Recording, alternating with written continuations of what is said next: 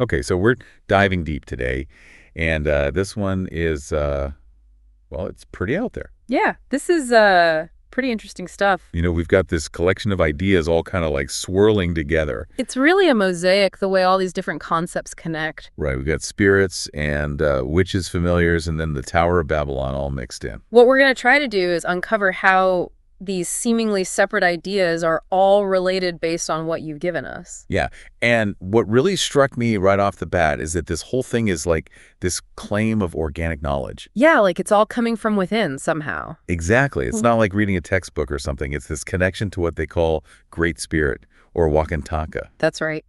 So let's start there with this whole idea of spirit. What is that all about? Well, the source describes people as infinite potential beings or points of light. And then it says that all of these points of light make up this great spirit. Okay, so it's like we're all part of this greater whole. That's the idea. But then it goes on to talk about this real light versus fake light that's been stolen by lodges. Hold on, stolen by lodges. What does that even mean? Like, who are these lodges? That's a good question, and the source doesn't really give us like a concrete definition of lodges. It's more like they're hinting at these systems or groups that are trying to control this spiritual energy. Like they're trying to like hijack our light or something. You could say that, yeah, they're creating what the source calls fake light, which is artificial and separate from Great Spirit. Okay, I'm starting to see where this is going. And it gets even more intense when you bring in this concept of a frequency war that the source talks about. Oh yeah, that sounds pretty intense. It's like this battle between the infinite and organic light within us and these artificial constructs they call egregoric. Egregoric. Yeah, that's basically like a collective thought form or energetic entity created by a group's beliefs and emotions. Oh, okay, so it's like our natural light versus this manufactured energy. Right, and this might be a good point to connect with our listener. You know, what does this mean for them? Yeah, like are we all caught in the crossfire of this frequency war? Possibly, and being aware of the information we consume and the emotions we choose to dwell on could be really important. So like choosing what we focus on, basically. Exactly, and that brings us to the idea of healing. Because wouldn't healing be kind of like getting back to our natural frequency? Well, in this framework, healing is all about restoring balance within ourselves. Okay. And the source emphasizes self-observation, you know, noticing your thoughts and emotions without getting carried away by them. So kind of like becoming the observer of your own mind. Yeah. And the goal is to find your center, to become aware of those things that disrupt your balance. And then what? Well, from there, you can start to examine your reactions to those disruptions. And what's interesting is that the source calls these reactions contracts of the soul. Contracts of the soul. What does that mean? It's like we might unconsciously hold beliefs or patterns of behavior from past experiences, or maybe even a deeper spiritual level. Like we've agreed to them somehow. Right, and these act as agreements or contracts that shape our reality. So healing is about becoming aware of these contracts and then breaking free from them. Got it.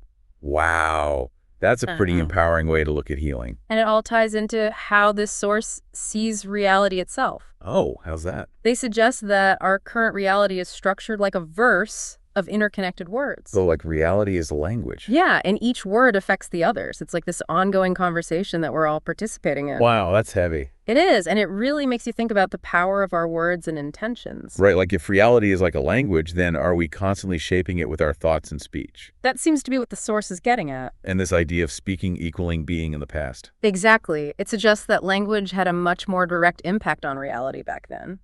So our thoughts would manifest instantly. That's the implication. Yeah. Wow, so let's go back to this great spirit for a second. The source says it's not polarized, meaning it's not male or female or defined by any kind of opposing forces. Right, and it needs the human vessel to be fit to function, to express itself. So we need to be in a state of balance to fully connect with this great spirit. Exactly. Any kind of fragmentation or imbalance within us can hinder that connection. Like a radio that's not tuned properly. Exactly. And speaking of balance, the source has this really interesting take on light and darkness. Yeah, they see light and darkness not as opposites, but as different frequencies of the same energy. So darkness isn't evil. Not necessarily. It's just another part of the spectrum that we might not fully perceive. Like visible and invisible light. Perfect analogy. Both are light, just vibrating at different frequencies. Right, so it's not about good versus evil. It's about understanding the full spectrum of energy. Exactly. And that's where their critique of polarization comes in. Because polarization keeps us stuck in this duality. Right. It's like we're being distracted by these opposing sides and missing the bigger picture. The source even mentions the one eye on top of the pyramid as a symbol of this enforced singular viewpoint. It's like we're only allowed to see things from one perspective. And that brings us to the New Age love triangle and the critique of the worship of love and light. Yeah, this is where the source gets really unconventional. Because they're not saying that love and light are bad, are they? No, but they're saying that focusing solely on those concepts can be another form of polarization. So it's about balance again. Right. It's about recognizing the whole spectrum of experience, not just the good parts. And they tie this into Egyptian and Orion symbolism, with the pyramid representing control over the airwaves, which they see as the realm of spirit before it manifests. Exactly. It's like they're trying to control how spirit expresses itself by controlling the narrative around love and light. Wow. And that's why they talk about inverting the pyramid by opening both eyes and seeing with a more holistic perspective. Right. It's about shifting towards a more balanced and organic collective consciousness. But even within this collective, there's a strong emphasis on individual rights. Absolutely. The source makes it clear that the greater good shouldn't be used to override individual sovereignty. Like the collective should empower the individual, not suppress them. Right. And it all comes down to this idea of moving beyond a fake pantheon of gods and reclaiming our power to create with our words and intentions. Yeah, the source argues that those who seem to be in control aren't true creators. They just manipulate what already exists. So they're hijacking our creative power by controlling what we see and focus on. Exactly. Wow. Okay, so now let's get into this idea of witches' familiars, because this is really different from how we normally think of them. Yeah, this isn't about cats or toads helping witches with their spells. No. The source presents familiars as people in our modern world who are promoting conformity. It could be anyone who blindly supports the mainstream narrative or dismisses anyone who disagrees. So instead of magical companions, these familiars are like tools of a system that wants to keep everyone in line. And they're described as bland, one-sided, polarized, and eager to please those in authority. It's a pretty harsh assessment. It is, but the source even goes into the etymology of the word demon. Oh, wow. Tracing it back to the Greek daemon, which originally meant an inner spirit or divine power within us. So it's like our true power has been demonized. You could see it that way, and these modern familiars are seen as being disconnected from that inner source. Interesting. So how widespread are these familiars?